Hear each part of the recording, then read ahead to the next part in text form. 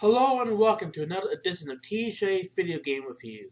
I'm your host, TJ, and today I'm taking a look at one of the strangest games I have ever played, Broken Helix. Broken Helix is a third-person shooter game developed and published by Konami and released to the Sony PlayStation console in North America on May 31st, 1997. It stars the one and the only Bruce Campbell as Jake Burton, who embarks on a mission to defuse explosives in Area 51 that was taken hostage by a mad scientist. Man, does it just get more complicated from there.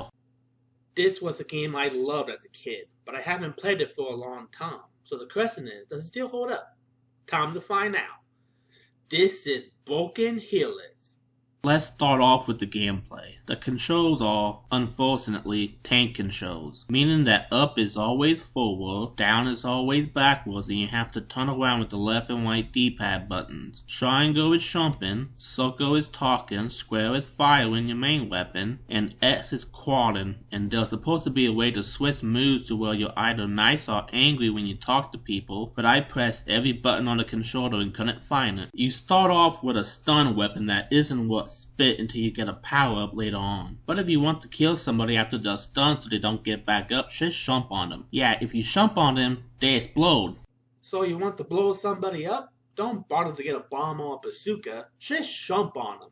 At the beginning, you're given a time limit that doesn't end until you defuse both bombs that are in the base. You have to avoid cameras that you can barely see because the game is either too dark or the graphics are so poor you can't tell what's going on in front of you. The beginning of the game is very tedious and it doesn't even start until after you found the second bomb. Let's talk about saving for a brief moment. They do the same dumb BS that the Resident Evil games were guilty of doing. You can't just pause it, save it, or get checkpoints. You have to find discs which serves as save items, and if you die you can only load up the last point you saved at to continue the game. There are no checkpoints. If you die and you haven't managed to save by that point, you have to start the game not at the beginning of the stage, but all the way back to the opening sequence of the game. What the heck? Why? Just why?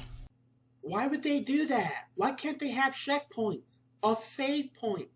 Why is that just a hard thing to get right? After you defuse the last bomb, you find out that the Marines that are there with you at the base are there to kill you. And there's a timer on that too, but you don't see this timer. It just goes on in the background with few warning messages. You have to stay ahead of the Marines wanting to kill you because if they catch up to you, then you're dead. Why? Because they have special armor on that you can't penetrate with your current weapon. You know what that's like? Playing cops and robbers and then claiming you have special armor on after you get hit. Now, I know I didn't take too much time exploring and they still caught up to me. The worst part? I couldn't even tell who was shooting at me. I didn't even know it was one of the Marines until the game over clip played. Before I just thought it was one of the crazy scientists you run into. Why are the visuals of this game so horrible? I'm only an hour into the game and it already sucks. You want to explore to figure out what to do next, but you have to do that with a time limit. And the game is so dark, especially in certain places, that you can't see anything. There's supposed to be a way to put a map on the screen so you can tell where you're going, but once again I pressed every button imaginable on the controller and nothing. Either my controller is broken or the controls of this game is a freaking unresponsive mess. You're probably wondering about the story. Forget the story. Who cares about the story? What I care about is the gameplay, and the gameplay sucks. Story-wise, Jake wishes to learn more about his dead father who used to work at Area 51, and the game can go 4 different routes depending on the choices you make. Some critics even agree that it was worth getting through the bad gameplay mechanics and horrible graphics to see the story unfold, but as far as I'm concerned, it's not. I used to love this game as a kid, but I didn't play it as a kid. I just watched it, and if I knew what kind of hell my brother was going through to play this game, then I would have turned the system off and thrown the game disc into a garbage disposal to spare him another horrible second. Oh man, you called this a game design. My sentiments is sadly.